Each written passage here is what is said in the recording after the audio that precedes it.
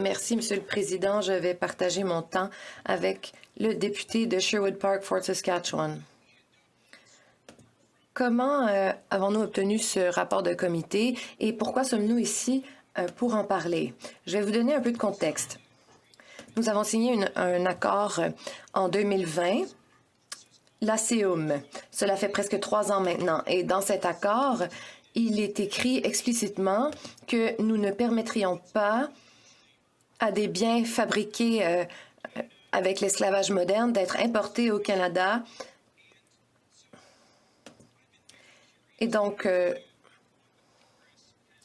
quels progrès ont été réalisés sur ce dossier? La ministre du Commerce international a témoigné en comité et j'ai eu l'occasion de lui poser des questions sur le progrès qui avait été réalisé sur cette question et tout particulièrement pour ce qui a trait aux biens saisis de la région de Xinjiang en Chine. Comme nous le savons, des biens sont fabriqués dans cette région. Cela pose défi. Au comité, je lui ai demandé si certaines expéditions avaient été saisies à la frontière canadienne et si on recensait cela. Et elle m'a dit, je crois que oui. Ensuite, elle a parlé de projet de loi et j'ai répondu, mais le ministère garde-t-il le fil de ce qui se passe? Avez-vous des chiffres à nous donner? Elle n'en avait pas. Et finalement, elle a dit, absolument, je travaille très fort de concert avec la ministre du Travail et mes collègues pour veiller à ce que nous ayons les bons mécanismes en place pour traiter de cette question. Elle a dit que le gouvernement canadien s'était engagé à veiller qu'il n'y ait aucun bien issu des travaux forcés tout au long de notre chaîne d'approvisionnement. Nous travaillons là-dessus, car c'est un réel problème. Donc, cette prohibition a débuté en 2020. En 2023, la ministre dit qu'elle y travaille et qu'elle pense avoir saisi certaines expéditions. La question au feuilleton était la suivante. Le gouvernement a-t-il pris des mesures pour cesser l'importation de biens fabriqués avec les travaux forcés, notamment les travaux forcés des Ouïghours? Combien de fois les cargaisons ont-elles été interceptées aux frontières par la GRC ou l'Agence des services frontaliers du Canada, etc.? Eh bien, vous serez choqués de savoir que la réponse était que rien n'avait été saisi. Donc, en 3 ans, ce gouvernement n'a pas été en mesure de saisir une seule cargaison issue dans laquelle se retrouveraient des biens issus des travaux forcés en Chine. Et donc, c'est une abdication de ses responsabilités. La ministre n'a rien fait sur ce dossier. La ministre du Commerce international n'a absolument rien fait sur ce dossier au cours des 3 dernières années. Le ministre de la Sécurité du public a aussi abdiqué ses responsabilités. Ils n'ont rien saisi aux frontières. Et on pourrait me dire, mais quel est le problème? C'est compliqué comme enjeu. Eh bien, devinez quoi? Ce ne l'est pas. Au cours de la même période, les États-Unis ont saisi plus de 1400 cargaisons. Ils prennent cette question très au sérieux. Ils respectent leurs obligations en vertu de la CEUM. 1,3 milliard de dollars de cargaison, c'est ce qu'ils ont saisi au cours des 3 dernières années. Qu'a fait le Canada? Absolument rien. Ce n'est que des paroles vides de sens ici au Canada et ce n'est pas seulement le cas pour cette question, mais pour tous les dossiers de ce gouvernement. Les libéraux vont nous répondre qu'il est difficile de saisir ces cargaisons, qu'il est difficile de déterminer d'où proviennent les biens. Oui, certes, c'est difficile. Eh bien, devinez quoi? Les États-Unis ont dressé une liste d'entités, de sociétés qu'ils savent qu'ils utilisent des travaux forcés dans leur chaîne d'approvisionnement pour la fabrication de biens. Et donc, devinez quoi? Cette liste est publique. Je l'ai ici entre les mains, Madame la Présidente. J'ai la liste complète. S'il est si difficile, la ministre pourrait faire copier-coller. Je sais que c'est difficile, mais bon, la ministre du Commerce international a le temps d'approuver un contrat pour son ami, un contrat très lucratif, mais ce pourquoi elle n'a pas le temps, c'est de faire un copier-coller de cette liste d'entités que les États-Unis a dressée Dans le cadre de notre accord de libre-échange, je sais que nous devons tous avoir des priorités. Un ancien député de ce lieu, M. Dion, nous avait dit, pensez-vous que c'est facile de choisir des priorités?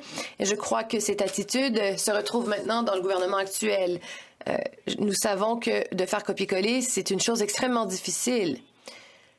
Les Américains ont saisi 1,3 milliard de dollars de biens. 0 ici au Canada. C'est gênant, Madame la Présidente. Le ministre de la Sécurité publique et la ministre du Commerce international ont complètement abdiqué de leurs responsabilités sur ce dossier. Et peu importe ce qu'ils disent, il n'y a aucune excuse, car cette liste est disponible et facile à utiliser. Les États-Unis ne sont pas le seul pays à avoir une telle liste. Toutes sortes d'organisations de par le monde ont mené des enquêtes et ont créé leur propre liste. Donc, comment se fait-il que nous sommes incapables de fournir une telle liste à l'Agence des services frontaliers du Canada pour leur dire que les biens provenant de ces entreprises, donc celles qui se retrouvent sur cette liste, doivent être saisis à la frontière? Je serais ravie de déposer ce document pour que la ministre puisse y avoir accès et pour qu'elle puisse envoyer les instructions à la SFC. Je sais, c'est difficile d'être au gouvernement, mais le gouvernement n'est pas disposé à faire ce travail. Et ce problème s'aggrave. Vision mondiale a publié un rapport. Voici ce qu'ils disent. Et une fois de plus, gardez en tête que le gouvernement n'a absolument pas agi sur ce dossier. Quand je dis qu'il n'a rien fait, il n'a rien fait.